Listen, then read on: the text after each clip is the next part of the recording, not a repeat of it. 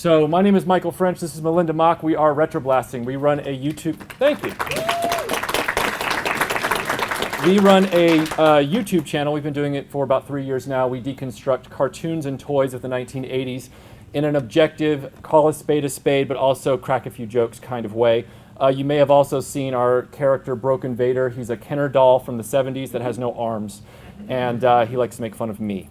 So what we wanted to bring you today was one-season wonder 80s cartoons that we probably all remember, but that a lot of other people in conversation can't remember and then wear aghast when they say they don't remember these amazing pieces of creativity. There were, what, 300 cartoons almost created in the 80s? I think it was actually 275. I think I was making a master list on Excel, so I was counting them. It's somewhere close to 300 cartoons that started in the 80s. I'm not talking about cartoons that started in the 70s and went into the 80s, because there's a lot of those too, but yeah, about 300, 275. There's the magic number 13 and the magic number 65. 13 is generally the amount of episodes you needed for a Saturday morning cartoon in the 80s. That was the general running time of a Saturday morning season. And then 65 was the amount of episodes you needed for syndication on weekday afternoon television. That stood for any cartoon back then. So what happened was, in 1983, Ronald Reagan deregulated children's television. The Action for Children's Television Committee finally lost the battle to Ronald Reagan. He deregulated kids' TV, and so now you could market merchandise based on a child's television show. Before that, there were very strict rules. That's why in the 70s, the only Scooby-Doo merchandise was probably a lunchbox and maybe a sleeping bag, but you could not actually merchandise toys.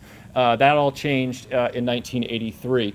This also explains why some of your favorite cartoons from the earliest part of the 80s never had toys, like Bravestarr, Spider-Man and His Amazing Friends. They were mysteriously without toys. So I don't know if you want to take some of this, but... No, I think just keep that in mind, that like around 1983 is when that big free-for-all started, where you started getting all these new cartoons that were basically created to market toys. You know, initially even like Ninja Turtles was given a mini-series that was 5 parts just to sort of let kids know, hey, this is what these toys are, and this is kind of how you can play with them, go with that. And then, you know, it sort of was popular, so they got a full show, but there's a lot of things like that, so we'll be talking about that. Just as a mental note for you guys, we will mention shows that had more than one season technically, because if they started in the spring and then carried over into the fall, that's technically 2 seasons, but that doesn't mean that they had a whole lot of episodes. So we're just sort of keeping the rules a little loose, so don't jump us if we mention a show that technically has 2 seasons, but you know, we just kind of want to give you an overview. And then we're also going to set the tone, we might mention shows that were longer running as a comparison, so just as a thing. Okay, so we're going to start with one that was a little unlikely. They started licensing everything for cartoons. I was not aware that Raggedy Ann and Andy were having adventures. I thought they were just in the bottom of a closet hanging out with E.T. But they were having adventures. But everybody in the 80s was having adventures. Bears loved adventures in the 80s. There were so many adventures with bears. I don't know what the deal is with that, but it's a whole thing. And yeah, Mighty Mouse was having adventures, Flash Gordon, Johnny Quest, the Galaxy Rangers were having adventures. There were some people having misadventures, like Ed Grimley. And then you had Dr. Dolittle, who was having voyages. An interesting thing is that in the 80s, greeting card companies had a whole lot more influence than they do today over kids stuff, because, you know, back in the day, we would like get stationery sets and things like that to write to our pen pals, you know, because there wasn't email. And we would get cool, like, birthday cards from our parents or our grandma. We would give out Valentines at school, and they all had like cute little cartoon characters on them and things like that. Or at the very least, they were on our Trapper Keepers. So there were a whole bunch of shows that were sort of spun out of greeting card characters that were created by greeting card companies. And this is just a sampling of those. So just kind of weird. Like I remember having Get Along Gang and Shirt Tails all kinds of stationary sets and trapper keepers and all that kind of stuff. Yes, Mad Balls was created by a greeting card company to be a cartoon. It'll make your mind flip. Yeah. Oh, yeah. We also had the Sword and Planet Barbarian phenomenon of the early 80s, and it began with Thundar. Now, Melinda is a Thundar fanatic. This is her favorite cartoon, so I'm going to hand the floor over to her. Yeah, I actually wasn't as into as many cartoons as a kid, but I loved this one, and I think one of the main reasons was because it didn't have any annoying little kid characters or annoying voiced little monster characters, you know. It felt a little bit more adult, and so I was like, oh, it's not a little kid show, so I can watch it.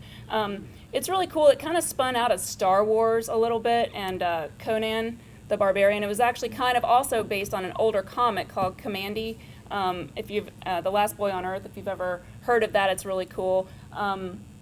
But you can definitely see the Star Wars influence and the Conan just kind of like mashup type of situation, and it makes it a really cool cartoon. Unfortunately, it came out in 1980, and so they didn't really have any toys. They did make toys in the 90s Early aughts by Toonami. So you can get Ookla, Ariel, and Thundar as 6-inch characters now if you want them. So the Sword and Planet thing continued with Filmation in '81 with Bravestarr. Bravestarr became kind of a prophetic moment for Filmation because 2 years later they would be approached by Mattel Toys to do He-Man. What's interesting about Bravestarr is that there are certain narrative elements from Bravestarr that are actually mirrored in the original He-Man mini comics that came with the toys. So when Filmation decided to adapt He-Man into an animated series, they lost some of those things that would make their two cartoons similar. So for example, in the next slide, you'll see the idea of the hero and the villain both having two halves of a sword. That was in the original mini-comics of He-Man. Skeletor and He-Man both had one half of the power sword that could enter Grayskull if they were ever combined. Well, the same thing was going on in Bravestarr. Does anyone remember Clone? He's a shapeshifter, and he's interesting. Let's watch. Thanks for dropping by, guys. Anytime, chum. Now all we have to do is find where the lava locks took Mara and Star Sword. I'll bet they headed home, to the pit of darkness. He's fabulous. We love Clone. It's fabulous. funny to revisit some of these cartoons and see some of the voice acting and how they interpreted the characters. Yep. It's also interesting to see that they were willing to make a villain that basically looked like Satan. Yeah, the Overlord pretty much looks like Satan. As much as I love Skeletor, if I was in a dark alley and the Overlord showed up, I'd probably be more scared than I would with Skeletor, because I know that he would probably mess up his plan, where the Overlord would probably kill me. This wasn't the last time we would see these sword and sorcery sci-fi mashups. Did anyone remember Galtar and the Golden Lance? There's a little bit of yes and then a little bit of ambivalence out there. Yeah, it was a short-lived television series for Saturday morning, but it had an interesting premise. This guy rides up to rescue this princess whose village has just been destroyed, and they have to go find the bad guy that destroyed their home world and stop him. And along the way, he's bestowed with this magic weapon. And then there was this short-lived television show. Anyone remember Vitor, Starfire Champion? This was around the time that this was the late 80s, and so the cable networks were starting to pick up original content. This is why a lot of people didn't see Vitor. Vitor used early CGI elements for some of their titling and some of their backgrounds. It only had about 4 episodes, I think. Yeah, 4 episodes. And the reason it was canceled was due to budget. It was just too costly to make this show episode per episode. But it's on DVD, and it's from the creators of Voltron and Saber Rider. It's pretty interesting if you're an animation aficionado. I'd check it out. Yeah, he's like a barbarian type in the future, so it's like a whole slightly different spin on that whole barbarian thing. And then we have Bravestarr, which was westerns in the future. It's almost the proto-Firefly in some ways. Galaxy Rangers is a little closer to Firefly than this, but the thing about Bravestarr, it gets derided a lot amongst 80s critics and snobs for being another Filmation cartoon with a lot of stock animation, even reusing certain rotoscope motion from Masters of the Universe, just putting another character over it. But I think Bravestarr deserves more credit than it's given. For one, it was the first animated property that had a Native American hero as the title character. He was not Spirit from G.I. Joe that showed up on the side. He was the main character. Yes, it's a little weird that in every episode he mounts his best friend and rides off to stop somebody. I knew you were going to go there. I was going to go there, but it's a very well animated show. It's the production values are very high. It's got a great intro, and it's also the most hardcore cartoon to ever walk the 80s landscape. Because remember the war on drugs? A lot of cartoons, even there was an episode of Rambo: The Force of Freedom where there was a kid who was hooked on drugs, and Rambo's like, "You don't need to take dope to be brave," but the kid eventually comes around. Lou Scheimer in Filmation, I guess, decided, no, we're going to show the consequences of drug use, and we don't care what the censors say.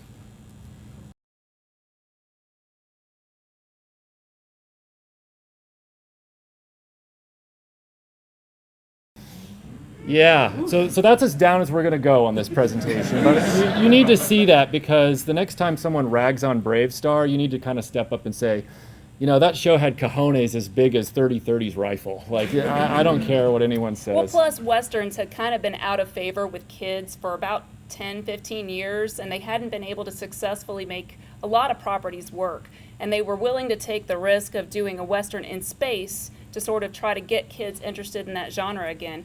It wasn't necessarily successful, but it was pretty brave of them to do that. Yeah, so. Bravestarr. Brave, yeah. That's what I was, yeah. Visionaries. Anyone remember Visionaries? The Knights of the Mystical Light. This show is interesting. It was a Saturday morning effort. It only had 13 episodes. The interesting thing is it was a future world that then collapsed, and what was left behind was magic. So wizards resurfaced, and then they were able to bestow upon these knights these magical totems that allowed them to turn for a short time into animals. It was almost like a video game thing where you've only got so much energy on Mega Man's cannon and then you're out. Well, that's kind of like what this was. Yeah, I can turn into a dolphin for about 5 minutes, and then I run out of power and I got to go recharge at the mystical pool. The weird thing about this show is that the wizard initially rejects the bad guys when he makes the offer to them, not knowing they're bad guys, and they say, we don't want magic, magic's fake. And then he's like, okay, so he finds the good guys, but then the bad guys follow the good guys into the magical fortress where he gives them the powers, and the wizard just gives them the powers anyway, which I thought was a little odd. It's like it's like all the good guys and the bad guys are standing around this mystical circle, and he gives everyone power, and it's like, you guys just fight it out, and whoever wins, that's what we'll go with. It's really weird. I think he was selling pay-per-view. I don't know. The other funny thing about this show is that a lot of these guys carry these staffs. You see them in the lower right. They carry these big staves that contain their power. But some of the characters that were never intended to have action figures, they didn't even bother to give them staves for the series. So like the two ladies in the show, they have the totems too. And even though it says you have to have this staff to change into your totem, they don't have those staves and they just change at will. Actually, in the comics, they gave them magic shields. Oh, really? That would have been better instead of running around with this big pole. Yeah. Yeah. Dragon's Lair. Okay, who played this video game before you saw the cartoon? Okay, when you saw the cartoon, were you super disappointed? Yeah, it worked backwards. Normally when we were growing up back then, it was you saw a cartoon or you saw a movie, and then you heard a video game was coming, and you got really excited. And then when you got the video game, the graphics were so terrible that you just wanted to go back and watch the cartoon or the movie again. In this case, because it was a Laserdisc-based, fully animated game from Don Bluth, the Saturday morning cartoon they adapted for it looked like crap compared to the video game, which was like the only time in the 80s that ever happened. Dungeons and Dragons. This is, and we have the cast here, by the way, which is awesome. Dungeons and Dragons was an extremely well done show, high production value. It was a compelling series. It caused some controversy because of the whole 80s Dungeons and Dragons thing. People thought it was a satanic thing, which we all know it wasn't. The drawback to this show, the one drawback, well, there's two. One of them is a merchandising problem, and one of them is a narrative problem for me. The merchandising problem is that the Advanced Dungeons and Dragons action figures barely at all related to the characters from the show. The heroes were never made. Now, some of the other characters were brought in. They cross-pollinated. Can anyone name one of the characters from the LJN line that made it into the show? Warduke made it into the show. You win the Dungeons and Dragons series. Woo! So, because the series had an open-ended sort of Gilligan's Island type premise, we're always trying to get home, you kind of know that they're not going to get home at the end of every episode, because if they do, then the show would be over, because nobody wants to watch kids hang out in a theme park. So it was kind of broken in that way, and because of that open-ended premise, when it got canceled, and this is what's insane, they canceled it right before they made the last episode. And they were like, we're going to get them home. And then they said, nah, we're not spending any more money on this. We're canceling it. What? So Michael Reaves was the screenwriter, I believe, and they had written the last episode, it just didn't get made. So he published the screenplay or the script on his personal website. So if you really want to know how it ends, you can go and read it online. It's just very frustrating because you go, one more episode, just one more. Just one more. They had a couple of weird things that the animators snuck in. I don't know if you guys have ever seen these, but it's just weird stuff like this. It's like, okay, yeah, exactly. Those are Haynes. And then, they had yet another bad guy who looks like Satan. Jace and the Wheeled Warriors. Who remembers this? Okay. This was another show that had the open-ended premise. In this sense, it was Jace was searching for his father to find the magic root to unite the Lightning League and stop Sawboss. So yeah, I've watched a few of these. Wow. The problem with this, of course, is if you're not thinking about the fact that your show could get canceled, Jace might never have time to find his father. And that's exactly what happened. How many people haven't seen this show in the audience? It's okay. You're not going to be judged. Raise your hand. Great. Okay. The 80s had the best intros of any cartoons in history. They were the most overproduced, just awesome shows, intros. They were all done, most of them, the music was done by a guy named Shuki Levy. And so a lot of your favorite theme music was done by one man. But I got to tell you, this one takes the cake. This sounds like it could have been on the radio, yeah, in my opinion. This could have been on the radio in the 80s. So we're going to show this to you real quick.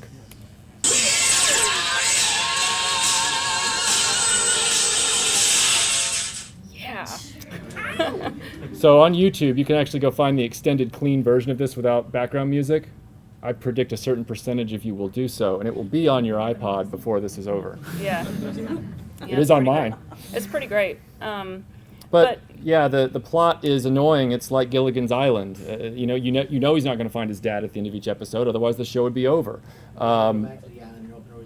Right, and or you go to another planet, which is what happened with Gilligan. They get off the island, but it's because the professor decided to build a spaceship, not an airplane, a spaceship, because that makes sense. Rocket fuel apparently on the island available.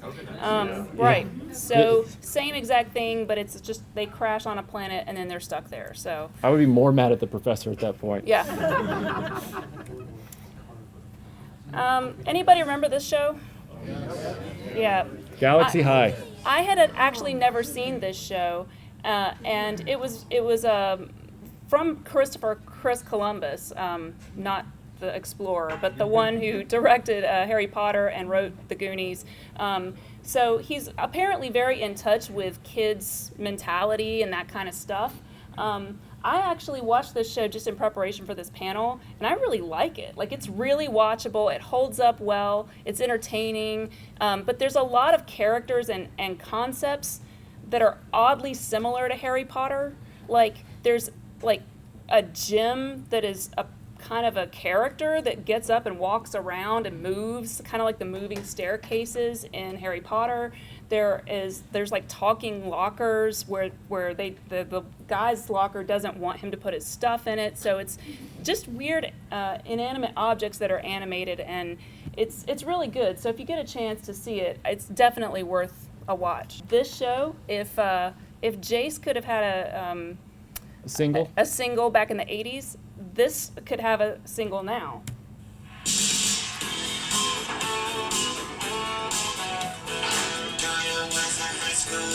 It's super auto-tuned.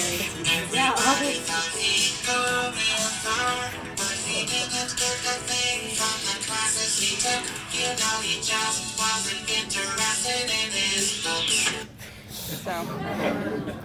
So now, kid video. You can't talk about like music and cartoons without this kind of bizarre show. You go ahead. I couldn't get into it. So it's yet another group of kids who get transported to another realm and don't ever get to make it back because the show gets canceled.